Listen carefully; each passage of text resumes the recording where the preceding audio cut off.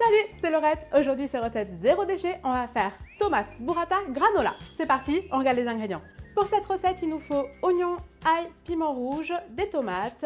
Il va nous falloir aussi un petit mélange de graines, ici tournesol et courge, du piment d'Espelette, du paprika, de la fleur de sel, de l'huile d'olive.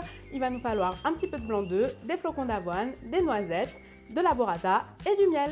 Allez, aujourd'hui, on va s'amuser un petit peu avec la tomate burrata. On va la revisiter parce qu'en fait, on va venir faire une compotée de tomates un petit peu épicée qui va venir se marier à merveille avec la burrata qui, elle, a un côté très doux, très crémeux.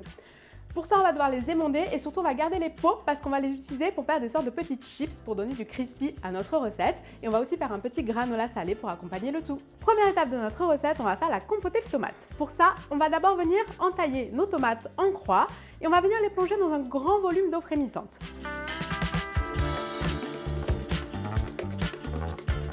On les laisse comme ça 1 minute, on les récupère et on les plonge dans un saladier d'eau glacée.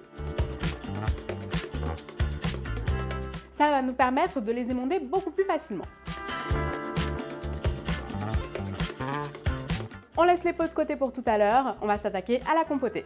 On va ensuite ciseler ail et oignons, on va les mettre dans un faitout avec de l'huile d'olive.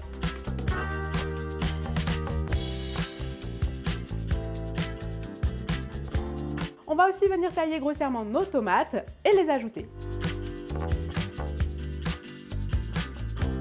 On va aussi ajouter un petit piment. Attention, on vient juste l'écraser et le mettre à l'intérieur. L'idée, c'est d'aromatiser sans avoir quelque chose de trop fort. On assaisonne, sel, piment d'Espelette, paprika. Une fois qu'on a mis le couvercle, on laisse compoter à peu près 20 minutes à feu doux. Deuxième étape de la recette, on va faire le granola salé. Pour ça, on va venir concasser grossièrement les noisettes. Et on va venir hacher les olives noires. On met tout ça dans un saladier avec les flocons d'avoine, les graines, ici tournesol et graines de courge. On va aussi ajouter un assaisonnement, paprika, piment, fleur de sel.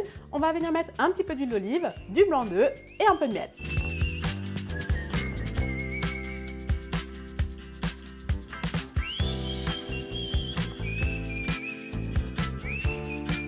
On mélange bien et on met tout ça sur une plaque recouverte de papier sulfurisé. On étale au maximum. Ça permettra à l'ensemble de beaucoup mieux sécher si c'est bien étalé. On met au four 170 degrés, 25 minutes et au milieu de la cuisson, on va mélanger un petit peu.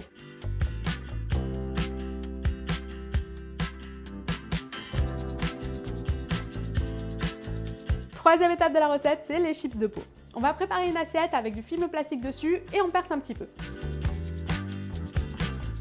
On vient bien sécher nos peaux de tomates, on va les plonger dans de l'huile d'olive, on les égoutte et on les dépose sur le film plastique.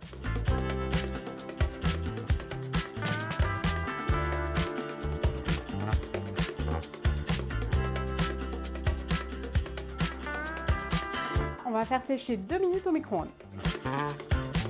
Et on va récupérer des petites chips de peau toutes croustillantes. Là, on met les petites peaux sur un papier absorbant.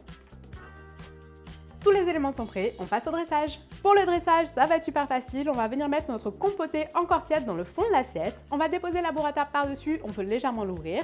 On va parsemer avec le granola et les chips de peau.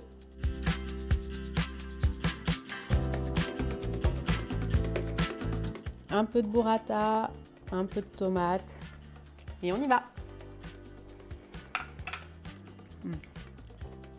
Ce qui est top dans cette recette, c'est qu'on a vraiment le contraste entre le chaud et le froid qui est très agréable. Et en même temps, on a le côté un peu épicé de la tomate qui vient rehausser le tout. Vraiment, c'est top. Je vous conseille de le faire à la maison. Et moi, je vous dis à très vite pour une nouvelle recette. Ciao!